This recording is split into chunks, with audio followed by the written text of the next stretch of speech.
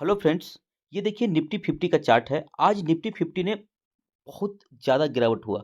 पूरे इंडेक्स के लेवल पे 0.76% मतलब पौने 1% की गिरावट कम नहीं होती है, बहुत तेज़ गिरावट। आप ये जैसा कि हमने पहले बात कर रहे थे कि ये जो 22,000 है ना, ये 22,000 एक रेजिस्टेंस का काम कर रहा था। इसको ऊपर इंडेक्स जा ही नहीं रहा था। जब भी इसके ऊपर जा रहा था, वो नीचे कर दे रहा था। मार्केट गिर जा रहा था और ये आज हुआ भी। आज मतलब कि पिछले कुछ दिनों से मार्केट जो गिर रहा है, 22,000 के लेवल के पास गया और उसके बाद गिरना शुरू हो गया। अगर कल की बात करें तो कल जो 21,800 पे क्लोज हुआ था, वहीं आज ओपनिंग हुआ, उसके बाद लगातार मार्केट नीचे ही जाता रहा। तो नेगेटिव सेंटिमेंट आज हावी था, इस कदर हावी था कि हर किसी के पोर्टफोलियो में जो है तेज गिरावट हुआ है। आज 0.76% निफ्टी 50 भले दिख रहा हो, बस पोर्टफोलियो में गिरावट बहुत ज़्यादा है। किसी के 2%, 3%, 5%, 6% तक की गिरावट दिख रही होगी। ये डिपेंड करता है कि आपके पास किस कैटेगरी के स्टॉक है। देखिए, 2 रीज़न है।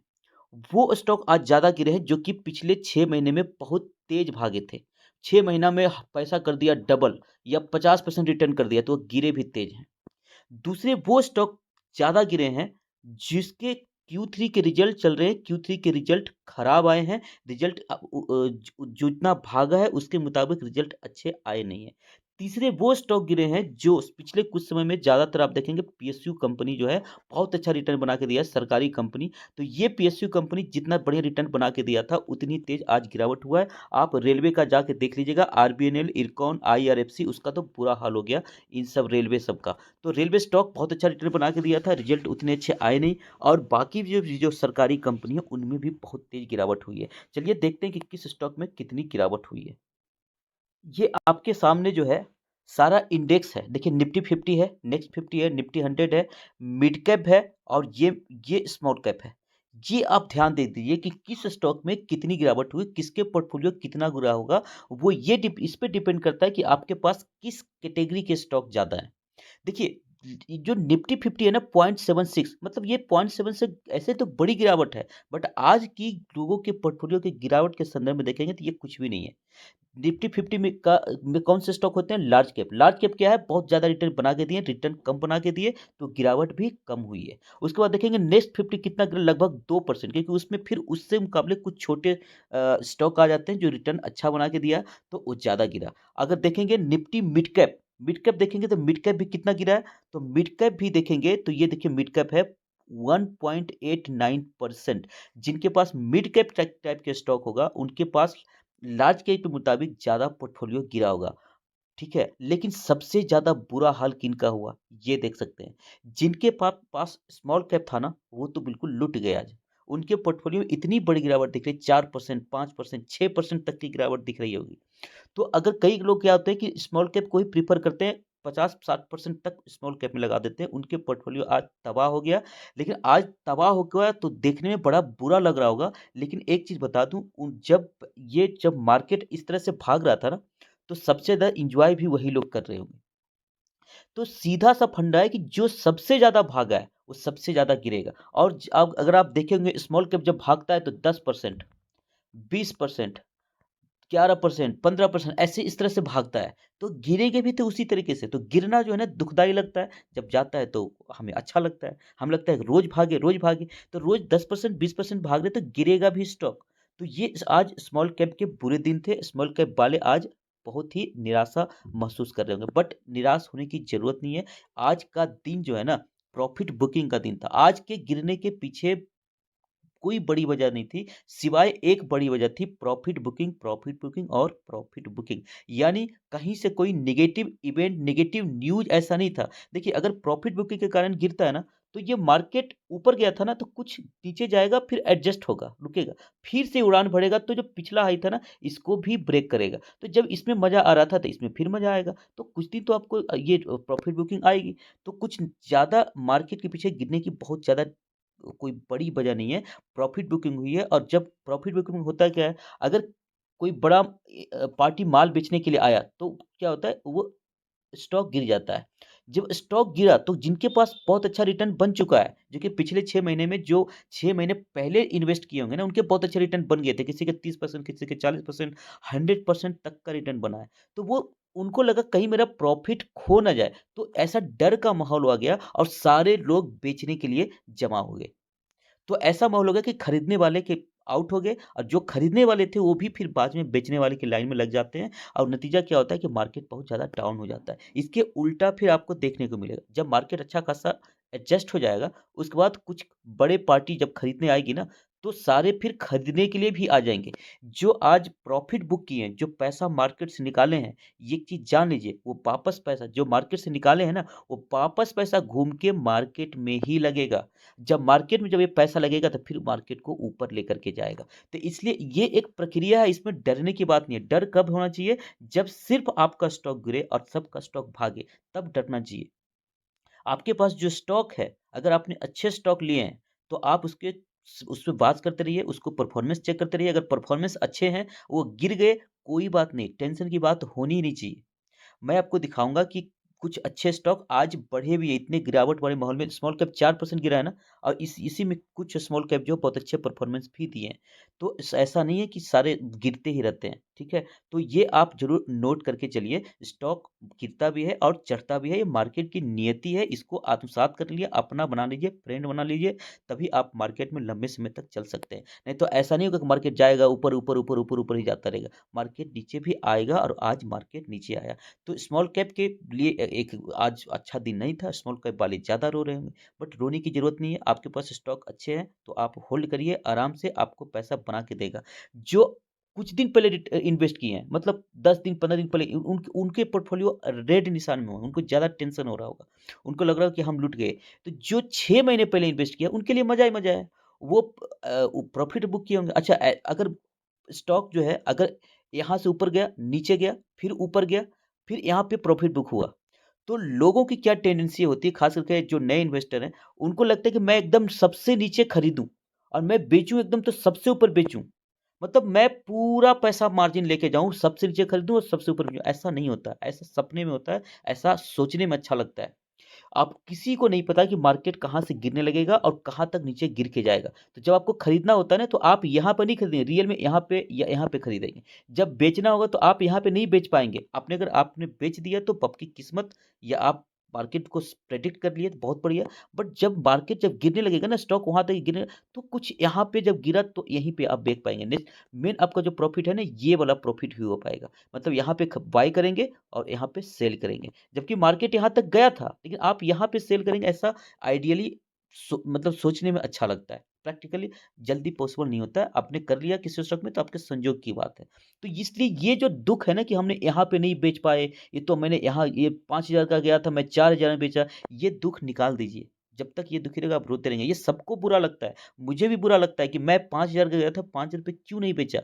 लेकिन आप ये सोच कर के चलेंगे तो आप हमेशा दुखी रहेंगे। उतना आप किसी से उतना प्यार मोहब्बत नहीं जताना है।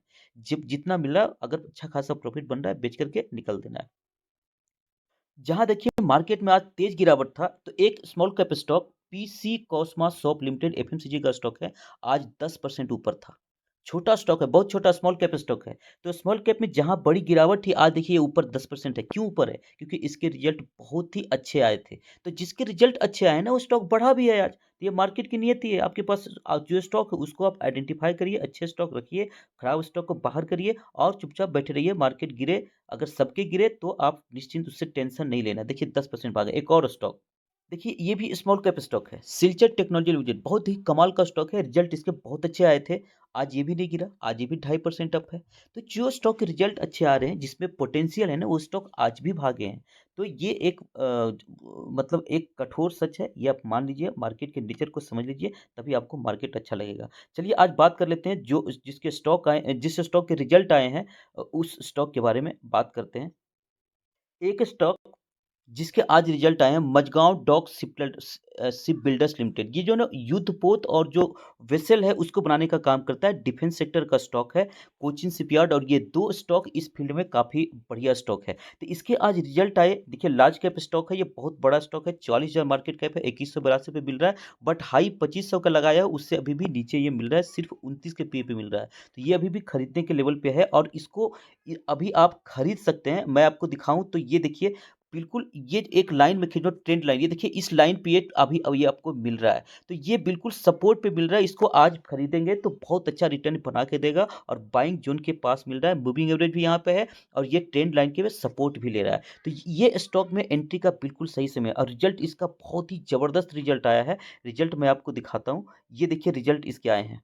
तो ये दिसंबर है, ये दिसंबर का क्वार्टर पिछले साल का, ये अभी का और ये पिछला Q2 जो है उसके यहाँ से कंपेयर करें 1816 देखिए 2300 हो गया इसका सेल्स और पिछले बार जो Q2 में 1800 था उससे भी बढ़ोतरी इसमें दिख रही है। ऑपरेटिंग प्रॉफिट की बात करें तो 300 का लगभग ऑपरेटिंग प्रॉफिट था पिछले साल दिसंबर में जो बढ़ के 500 से भी ऊपर हो गया। जबकि Q2 में तो सिर्फ 177 करोड़ था। तो बहुत लंबा जंप दिख रहा है दोनों लेवल पे। नेट प्रॉफिट की भी बात करें तो ऐसे ही सिमिलरली जो है आपको बहुत बढ़िया दिख रहा होगा 337 वाला कितना हो गया 592 मतलब डबल हो गया प्रॉफिट एक साल में। अब पिछले साल Q2 में तो वहाँ से देखेंगे तो वहाँ से भी डबल ही लगभग दिख रहा है। तो ये बहुत ही ज़बरदस्त मझगाँव डॉक के रिज़ल्ट आए हैं। ये अगले कुछ समय बहुत बढ़िया रिटर्न आपको बना के देगा।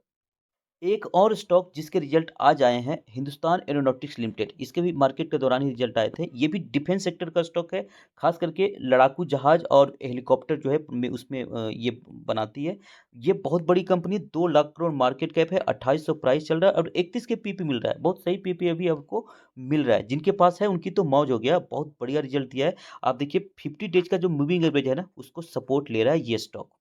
और ये स्टॉक के रिजल्ट भी अच्छे आए हैं। इसके रिजल्ट की अगर मैं बात करूँ तो देखिए रिजल्ट इसके रिजल्ट के पहले मैं नेचर दिखा दूँ। ये देखिए दिसंबर दिसंबर है, ये मार्च है। इसका नेचर पहले बताऊँ तो ये मार्च में ना इसके रिजल्ट बहुत अच्छे आते हैं और जून में उसके बाद अचानक से बहुत ही खराब आ जाता है। ये एक सिमिलर पैटर्न बहुत समय से पहले से फॉलो करते आ रहा है। तो उसके हिसाब से मतलब मार्च में इसका रिजल्ट बहुत ही बढ़िया आएगा और जून में बहुत ही खराब आएगा। तो हमें क्या करना चाहिए, मार्च में जब रिजल्ट आए उसके बाद स्टॉक भागेगा तो हम कुछ 1 महीने होल्ड करेंगे और मार्च के बाद जो अप्रैल में रिजल्ट आएगा तो अप्रैल और मई में हम इससे निकल जाएँगे। फिर जून के रिजल्ट आएगा, डाउन होगा स्टॉक तो फिर इसमें हमें एंट्री ले लेंगे। यही प्रक्रिया आप भी फॉलो करिए, आपको बढ़िया पैसा बना के देगा। देखिए कैसे इसके रिजल्ट पैटर्न फॉलो करता है। 5000 वाला देखिए 10,800 हो गया, 10,500 लगभग मार्च में हो गया। जून में कितना हो गया, जबरदस्त डाउन। 10 टाइम्स लगभग डाउन हो गया। उस जून के बाद अगर देखेंगे जून 21 से तो देखिए 16, 55, 58 और फिर मार्च में कितना हो गया 11.5। अब फिर मार्च में 11.5 हो गया, फिर देखिए जून में कितना हो गया, एकदम तेज गिरावट हुआ है जून में। अब उसके बाद देखिए फिर 4 क्वार्टर देखिए मार्च तक लगातार भागेगा 36, 51, 56 और 12.5। तो मार्च में देखिए 12.5 हो गया और उसके बाद फिर देखेंगे तो जून में तेज गिरावट हो गया। और उसके बाद फिर देखेंगे तो जून, जुलाई, अगस्त देखेंगे, जून जून और सितंबर और दिसंबर देखेंगे तो 39, 56 और 60 यानी मार्च का जो क्वार्टर अगला क्वार्टर आने वाला उसके रिजल्ट भी अच्छे आएँगे अगर पैटर्न के हिसाब से देखा जाए तो। और पैटर्न के हिसाब से एक्सपेक्टेड ही था कि इस बार के रिजल्ट अच्छे आएँगे और मार्च के अच्छे आएँगे, जून में डाउन आएगा। तो जब मार्च के रिजल्ट आएगा उसके अगले महीने जो है हम इस स्टॉक से निकल जाएँगे। अभी इसमें इन्वेस्टमेंट के लिए कोई दिक्कत नहीं दिख रही है पैटर्न के हिसाब से जिसको ये लगातार फॉलो कर रही है। तो इस टाइप की जो कंपनी होती है उसमें रिजल्ट हम कैसे कंपेयर करते हैं? पिछले साल के क्वार्टर से, क्योंकि पिछले साल क्वार्टर के ही दिसंबर से दिसंबर, मार्च से मार्च ऐसे ही इसमें कंपेयर करना है। तो सेल्स देखिए 5600 वाला 700 हो गया, ऑपरेटिंग प्रॉफिट देखिए 986 वाला कितना हो गया 1400 हो गया। तो ये जबरदस्त 1400 हो गया, जबरदस्त इसमें ग्रोथ दिख रहा है। अगर अब नेट प्रॉफिट की भी बात करें तो 1100 वाला जो है 1154 वाला जो है वो कितना हो गया इस बार दिसंबर में, तो 1254 हो गया। तो यहाँ भी आपको प्रॉफिट दिख रहा है। तो ये स्टॉक के रिजल्ट भी अच्छे आए हैं। तो ये 2 स्टॉक बहुत बढ़िया रिजल्ट आए। चलिए लास्ट में बात कर लेते हैं एक इम्पोर्टेंट डेटा का। चलिए चलते-चलते जो है सीपीआई का आज डेटा है, कंज्यूमर प्राइस इंडेक्स जो है ना इसका डेटा आया और डेटा आज कितना आया है 5.1%। आप देख सकते हैं 5.1%, यहाँ भी 5% 1%। इन्फ्लेशन ईज टू 5.1%, यानी कि जो एक्सपेक्टेड था उसी के आसपास ही ये आया है और ये पिछले बार का जो जनवरी है ना वहाँ से डाउन हुआ है। तो ज़्यादा डिटेल में इसको कवर नहीं करेंगे, फिर वीडियो लंबा हो जाता है। तो मोटा-मोटी अगर बात किया जाए तो ये जो 5.1 है ना, ये एक्सपेक्टेड था, इसी के आसपास एक्सपेक्टेड भी था, जितना एक्सपेक्टेशन था उतना ही आया है और पिछले साल के इसी जनवरी के मुकाबले डाउन ही हुआ है।